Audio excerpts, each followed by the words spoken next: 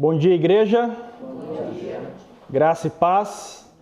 Uma alegria muito grande estar aqui hoje, né, para podermos nos reunir e falar do grande amor de Cristo. Baixe as cabeças, vamos orar. Senhor Deus, amado Pai, obrigado, Pai Santo. Ó Deus, porque o Senhor é um Deus poderosíssimo, Pai. Ó Pai, todo-poderoso é o Teu nome, Pai. Obrigado, Pai Santo. Porque diante do Teu poder, Pai, mas da Tua misericórdia e amor, Pai, o Senhor tem nos permitido, Pai, nos achegar a Ti, Senhor. Obrigado, Pai Santo, por toda a Tua obra, Pai, Tua obra na cruz, Tua obra que redimiu, Pai, os nossos pecados, Pai.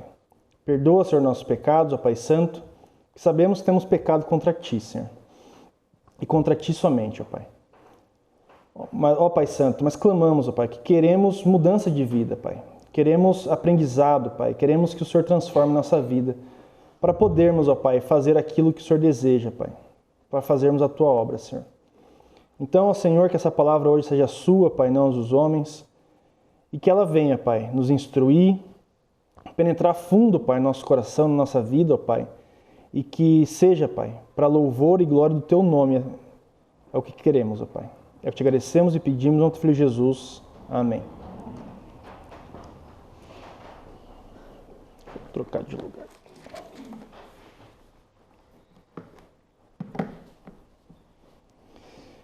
Bom, fazendo uma pausa na sequência de estudos que estamos tendo do livro de Atos, damos um olhar para eventos e dias especiais que cercam o mês vigente, né? Estamos fazendo uma pausa todo mês para olhar para alguns eventos, né? Para fazermos um estudo focado nesses eventos, a fim de que possamos trazer à luz seus significados e valores. Já fizemos aqui sobre o Carnaval, o Dia da Mentira, Páscoa, e agora mais um dia se aproxima. E não será sobre o Dia das Mães,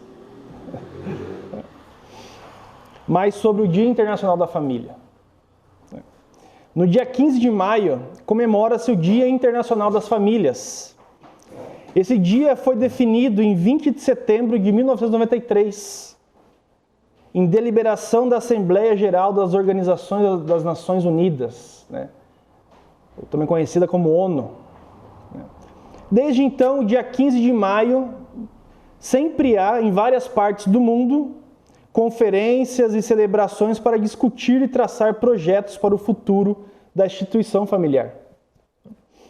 A ONU, então, estabeleceu essa data para celebrar e reconhecer a importância da família na sociedade, promovendo a harmonia entre os seus membros e valorizando a sua função na formação e desenvolvimento dos indivíduos. Então, nesse mês, muitas pessoas veem, às vezes, na mídia, né, coloca como mês da família. Tá? E tentando trazer um pouco esse conceito, né? Então, muitas missões, religiões, igrejas, desde então aproveitam esse mês para fazer devocionais, estudos e demais ações voltadas à família. Nós queremos também aproveitar esse mês para falarmos, nos dedicar ao mês da família. Sabe-se que a família, do ponto de vista histórico, é o núcleo elementar da sociedade.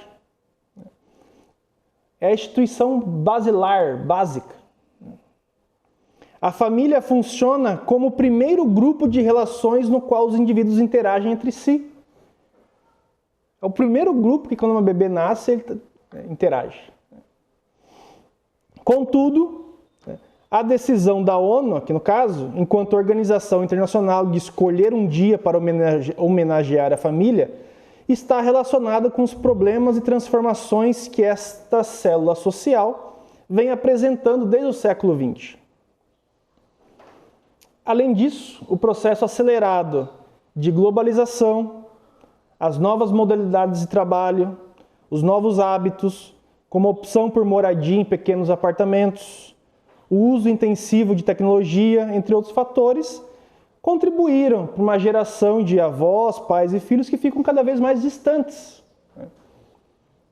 Quem é mais antigo aqui lembra que, né, quando tem Natal, essas coisas, o que acontece, né? É a família gigante, né? Sempre com 5, 6, 7 filhos, né? E é sempre uma reunião grande, né? Hoje em dia isso tem diminuído pela distância, pelo distanciamento físico, emocional e espiritual.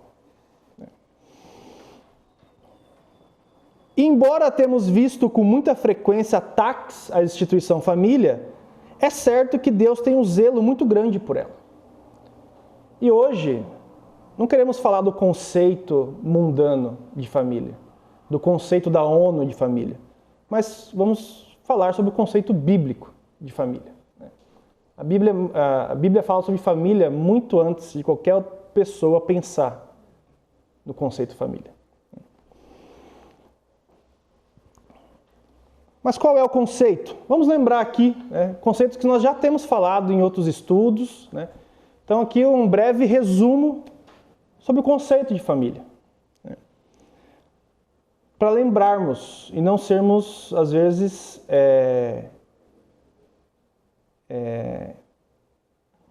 confundidos com conceitos que às vezes vêm muito sutil em mensagens em redes sociais, né? Ah, família é isso, família é... A Bíblia fala. O que a Bíblia fala sobre família? Então, na Bíblia, no livro de Gênesis, nos primeiros capítulos já temos a narrativa da criação e nela está o sonho de Deus. Deus cria o ser humano, o coloca em seu jardim recém-criado, lindo, arrumado, e diz que eles, tanto o homem quanto a mulher, deveriam cuidar daquele jardim. Os convoca para administrar a sua obra criada. E relembrando estudos anteriores, doutrinários, lembramos que o homem foi criado com 3 propósitos. Vamos abrir lá, Gênesis 1, 26. Então, recapitulação doutrinária aqui agora.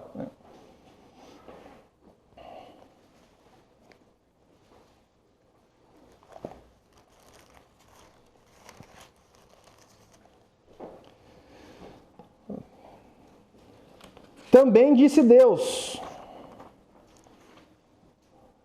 façamos o homem à nossa imagem conforme a nossa semelhança. Tenha ele domínio sobre os peixes do mar, sobre as aves do céu, sobre os animais domésticos, sobre toda a terra e sobre todos os répteis que rastejam pela terra.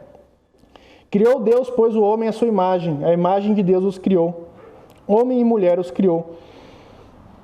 E Deus os abençoou e lhe disse: sede fecundos, multiplicai-vos, enchei a terra e sujeitai-vos. Dominai sobre os peixes do mar, sobre as aves do céu e sobre todo o animal que rasteja pela terra. Então, lembrando aqui os nossos estudos sobre dispensação, quais são os 3 propósitos? Quem lembra? Bom. Refletir. Refletir o quê? A glória de Deus. Somos criados à imagem e semelhança, que perdemos isso pela queda, mas devemos buscar, como diz lá em Coríntios, como um espelho, de pouco em pouco voltarmos a ter essa imagem. Reproduzir a glória de Deus, não apenas fisicamente através de filhos, mas através da pregação da palavra, para termos filhos na fé. E representar a glória de Deus, que inicialmente sujeitando e tendo domínio sobre a terra, mas que com o andar dos acontecimentos bíblicos perdeu a sujeição, mas com Cristo somos embaixadores. O que o embaixador faz? Representa aquele que enviou. Somos embaixadores de Cristo porque nós estamos em terra estrangeira, nossa pátria celestial. E em Gênesis 2, 24, Deus institui a família. Vamos lá, 2:24. Por isso, deixa o homem pai e mãe e se une à sua mulher, tornando-se os dois uma só carne.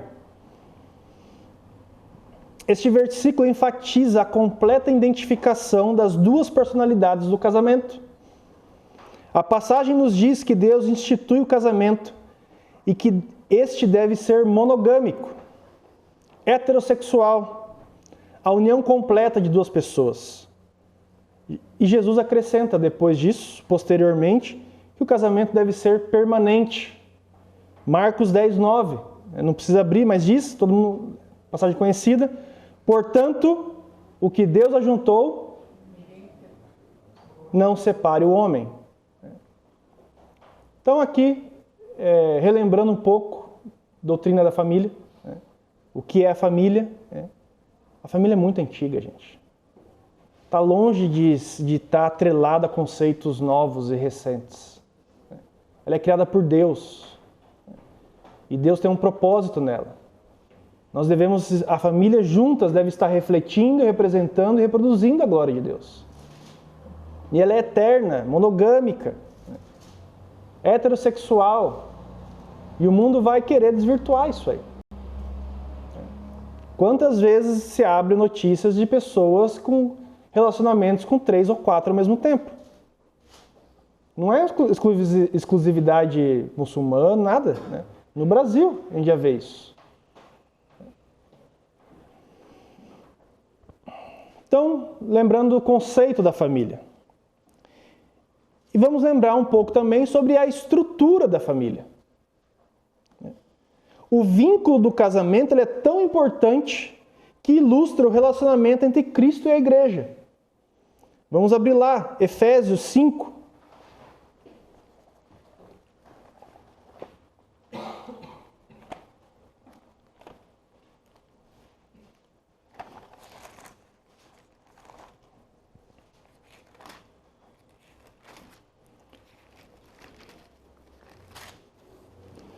Paulo fortalece aqui as relações e os papéis da família.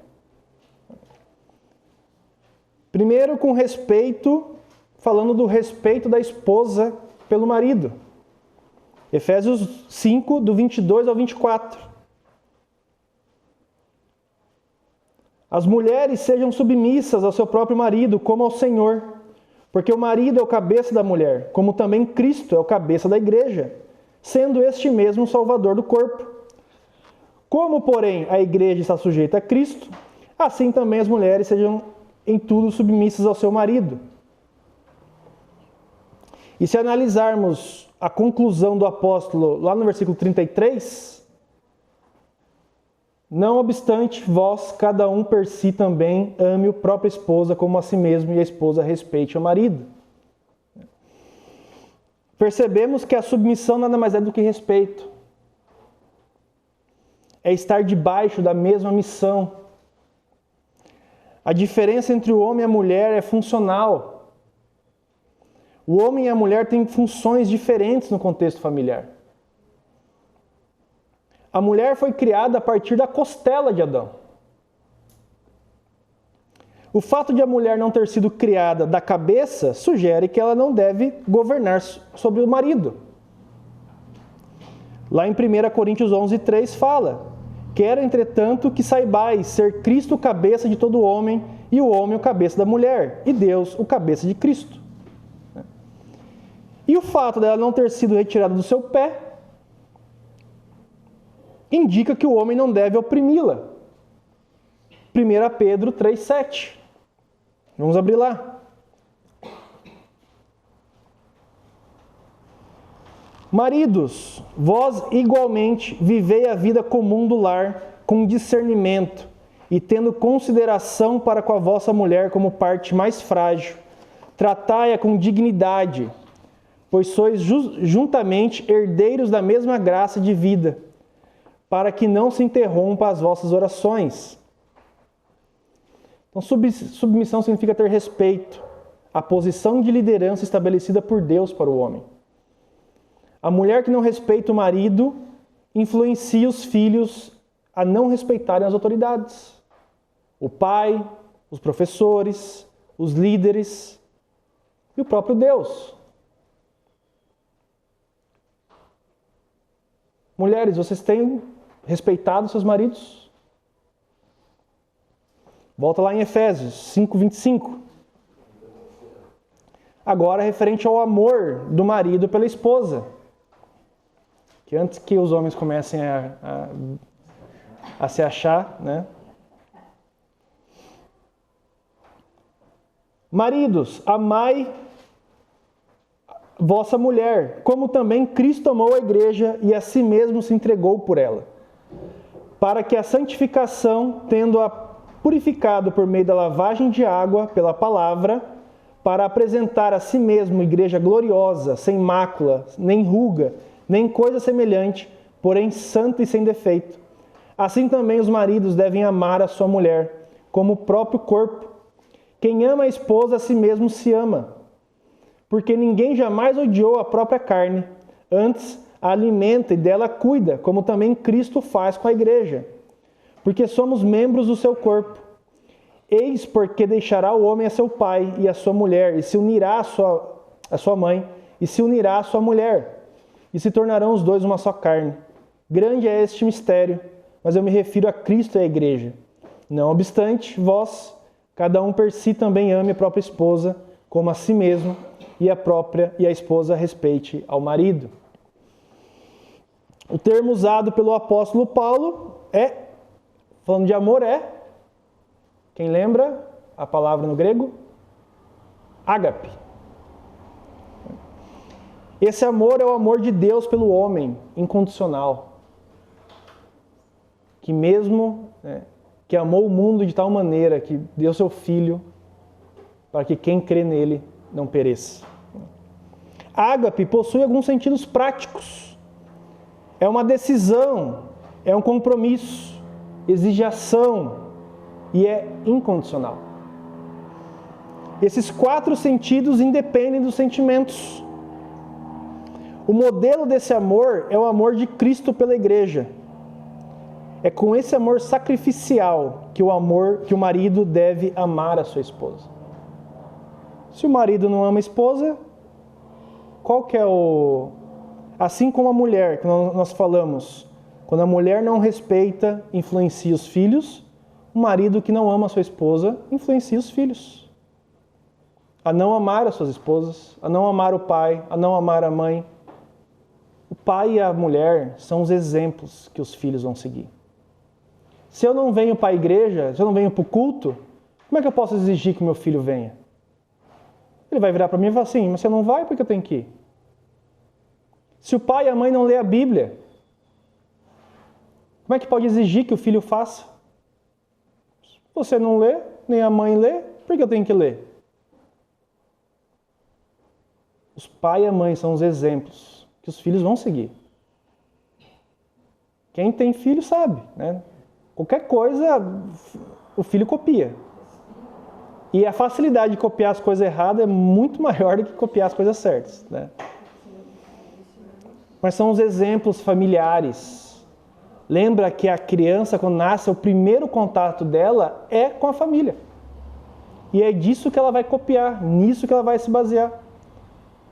A não ser que você esteja esperando que o mundo seja o exemplo dela. Aí ela vai copiar o mundo. E nisso, aí depois, para consertar, só pela graça de Deus. Marido, vocês têm amado suas esposas? Efésios 6, versículo 1. Filhos, obedecei a vossos pais no Senhor, pois isto é justo. Honra teu pai e a tua mãe, que é o primeiro mandamento com promessa, para que te vá bem e sejas de longa vida sobre a terra. E vós, pais, não provoqueis vossos filhos a ira, mas criai-os na disciplina e na admoestação do Senhor. Ah, mas não tem nenhum filho aqui, nenhuma criança, todo mundo foi passar linha, né? Todo mundo é filho de alguém aqui, né? Os pais devem ter cuidado para não provocar a ira nos filhos. 2 aspectos podem causar a ira. A falta da educação é um mandamento da lei. Tu inculcarás, amarás teu Deus todo o coração, toda a tua alma, todo o teu entendimento, e tu inculcarás no teu filho, né? É um mandamento. Quando a gente estuda Juízes, nós vemos o impacto que a falta disso fez. Porque lá em Juízes veio, quando a gente vê lá em Juízes 2:10, Veio uma geração que não conheceu ao Senhor. Por que não conheceu o Senhor? Porque os pais não ensinaram. Ou se ensinaram, os filhos escolheram não ir. Mas provavelmente a primeira opção ela é mais aceitável. Porque lá em 1 Samuel 3, 1 e 2 vai falar que a palavra do Senhor era rara. Então ninguém estava ensinando. E quando nós não ensinamos a palavra de Deus, nós temos exemplos bíblicos do que acontece. Cada um fazia o que era certo aos seus próprios olhos. Então a falta de educação é um aspecto, e o exagero na educação também é um. Vamos abrir lá, Provérbios 19, 18.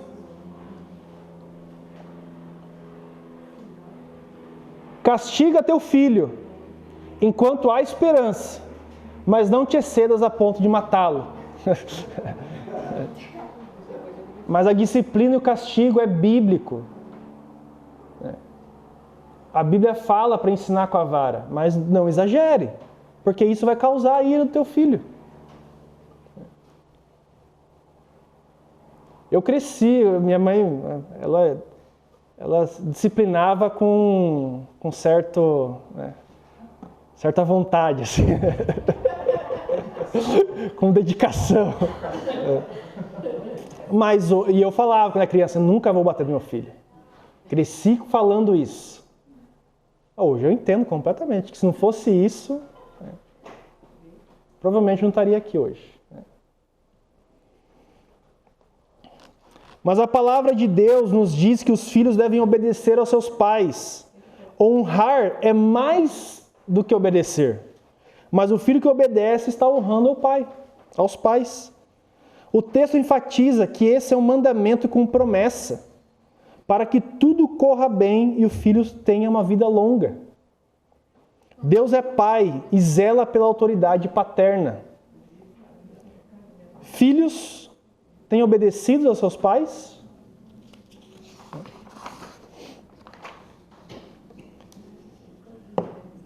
Então falamos aqui do conceito, só lembramos, passamos bem, como diz, en passant, mas bem por cima do que é conceito e a estrutura, porque nós já temos falado, temos trazido essa doutrina já há um bom tempo. Mas eu queria enfatizar com tudo isso. Nós cantamos aqui hoje sobre o lar da família.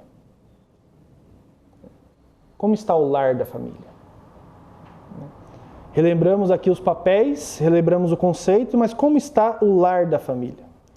Essa estrutura que vimos aqui, ela é muito bonita na pregação, muito bonita no papel, porém ela somente irá funcionar se esse lar estiver alicerçado no lugar certo. Nós cantamos aqui.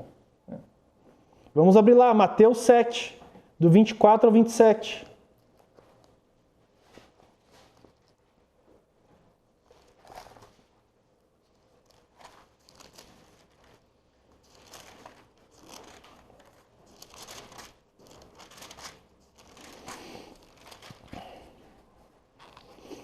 É igual o amor. Não tem como amar outra pessoa. Por que o amor a Deus é o primeiro mandamento? Porque sem ele, nada dos outros mandamentos funciona. Simples assim. Se você não ama a Deus, como é que você vai amar o próximo? Como é que você vai adorar? Como é que você vai respeitar o que está aqui?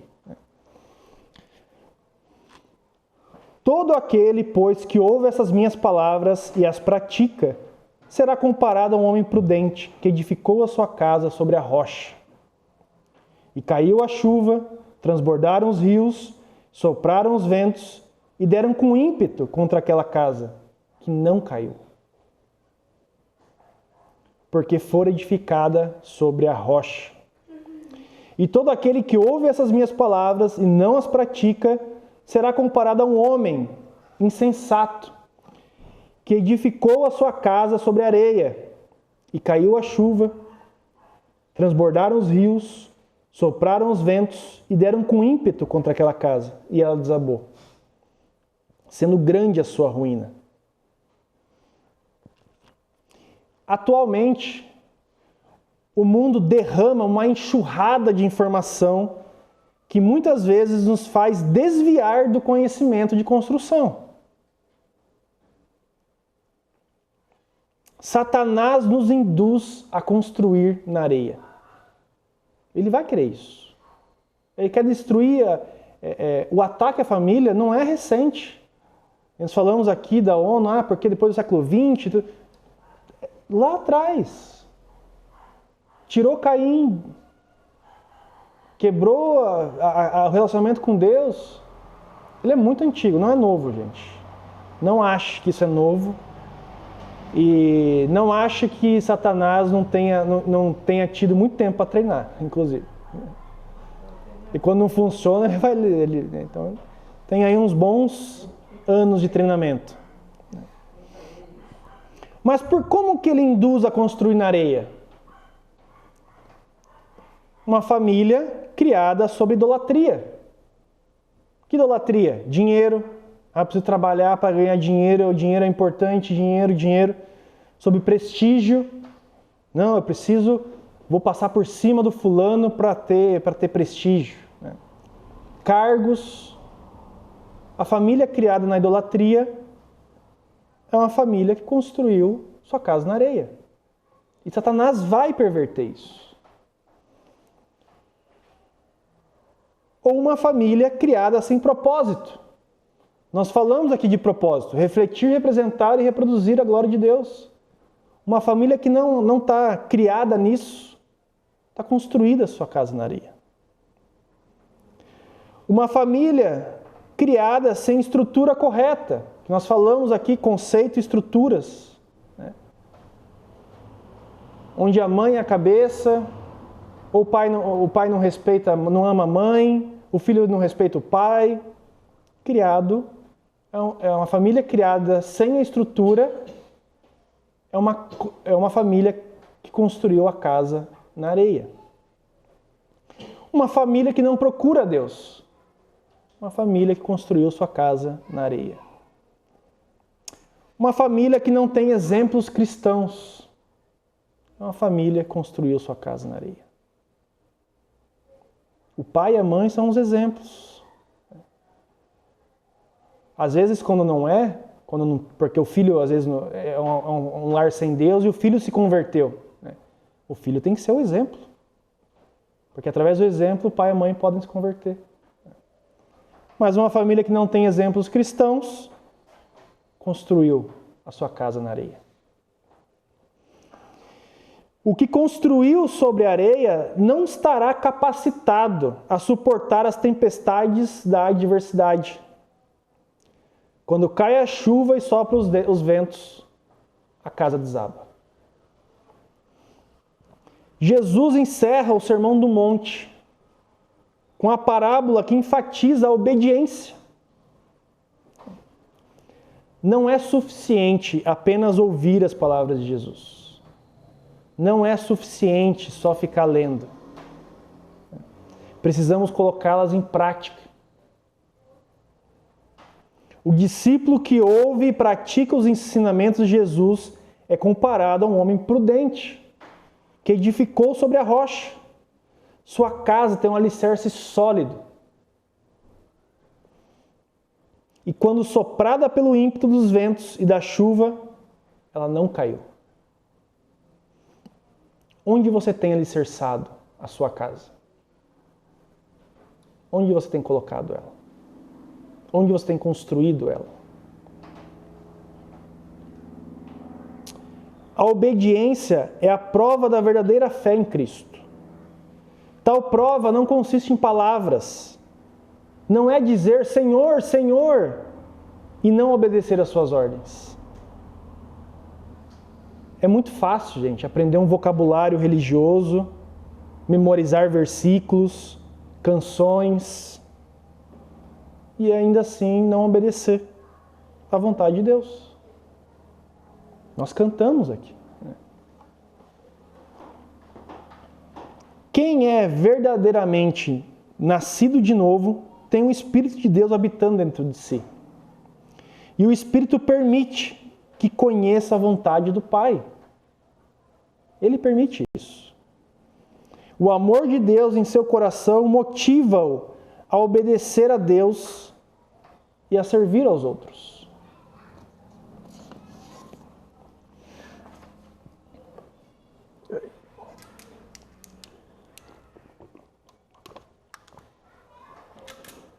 Nem palavras, nem atividades religiosas substituem a obediência.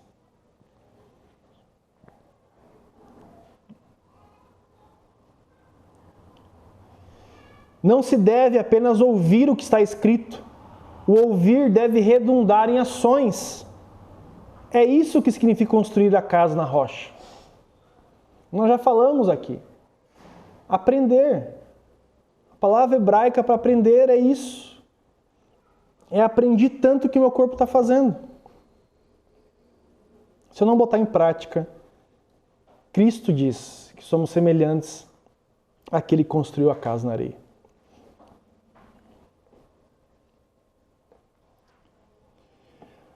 Os dois homens da história tinham vários aspectos em comum. Ambos desejavam construir uma casa. E ambos fizeram de forma a parecer bela e forte. Ambos tinham intenções boas. Mas de intenção boa, né, já dizia, tem um ditado, né? Intenção boa, o inferno está cheio, né? Mas ambos tinham intenções boas.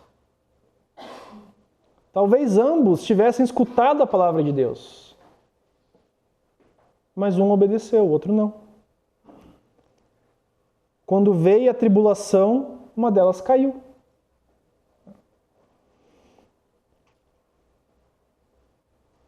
A tempestade e vento aqui pode ser várias coisas dentro da família.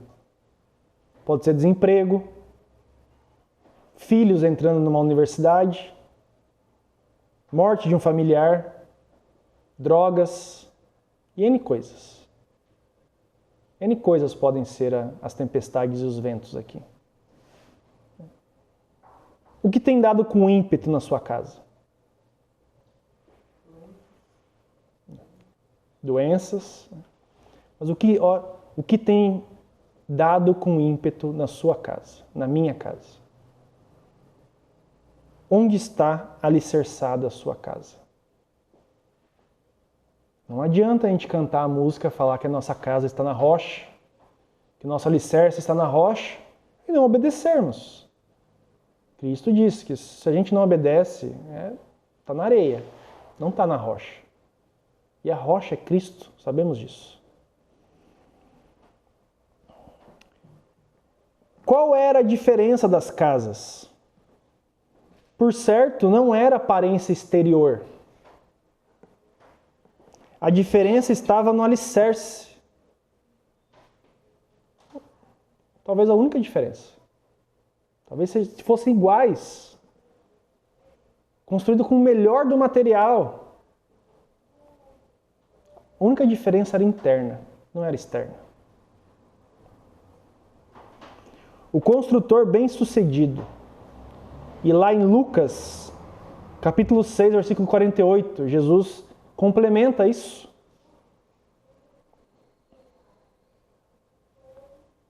É semelhante a um homem que, edificando uma casa, cavou e abriu profunda vala e lançou o alicerce. O homem prudente, bem-sucedido, o construtor bem-sucedido, cavou profunda vala.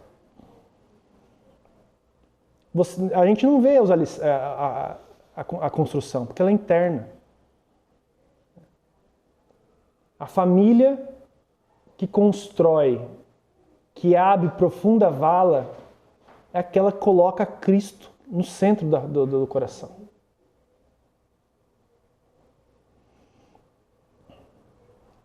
Então o construtor bem-sucedido cavou, abriu profunda vala e alicerçou a sua casa naquele que é inabalável. Cristo é inabalável. Nada pegou ele de surpresa. Nada foi feito que ele não permitisse. Ele morreu, foi açoitado, havia uma promessa disso. Havia uma profecia disso. Por mais que as pessoas às vezes achem que tem coisas aqui que não acontecem, que profetizou e não aconteceu. Pedro fala lá. Muitos vão vir aqui falando, cadê o Messias que você falou que ia vir, a segunda vinda aqui? Ele fala, vão escarnecer. Mas nada do que ele prometeu. A gente vê aqui muitas promessas cumpridas e o que não cumpriu é porque está no futuro. Ele é inabalável. Ele é aquele que era, que há e que há de vir. É aquele que prometeu ainda a segunda vinda, o milênio, novos céus, nova terra, um corpo glorificado, sem dor, sem choro. É nele que tem que estar a nossa casa. Cristo. E eu convido você, convido você hoje a alicerçar sua casa em Cristo. Coloque sua casa em Cristo. Salmo 127, 1.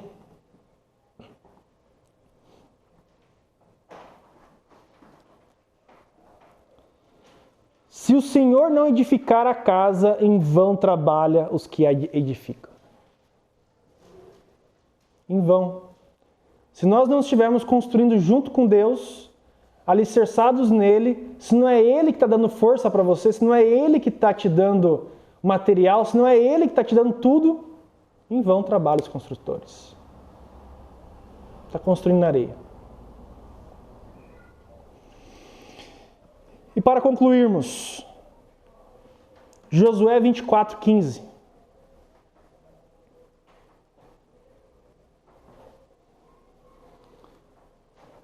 Porém, se vos parece mal servir ao Senhor, escolhei hoje a quem servais. Se aos deuses a quem serviram vossos pais que estavam da além do Eufrates, ou aos deuses dos amorreus em cuja terra habitais. Eu e a minha casa serviremos ao Senhor. E aqui é interessante que Josué desafia o povo de Israel. Desafia a tomar uma decisão clara e imediata. Escolha hoje a quem servais. O chamado para escolher a quem servir é urgente, não pode ser adiado.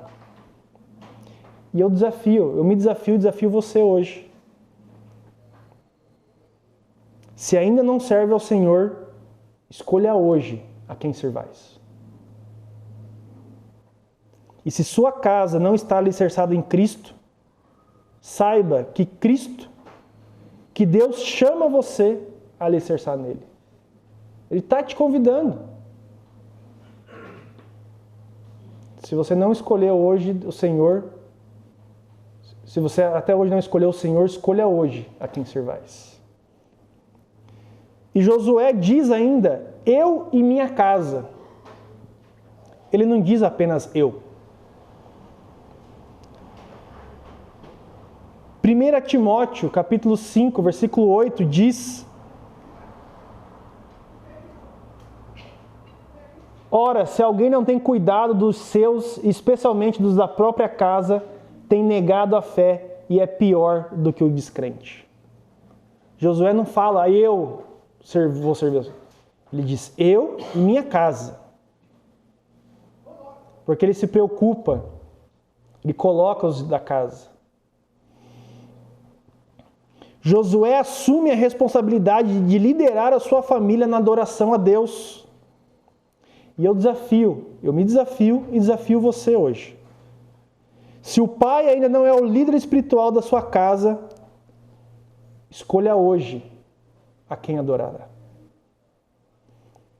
Se como filho não está obedecendo aos seus pais, escolha hoje a quem obedecerá.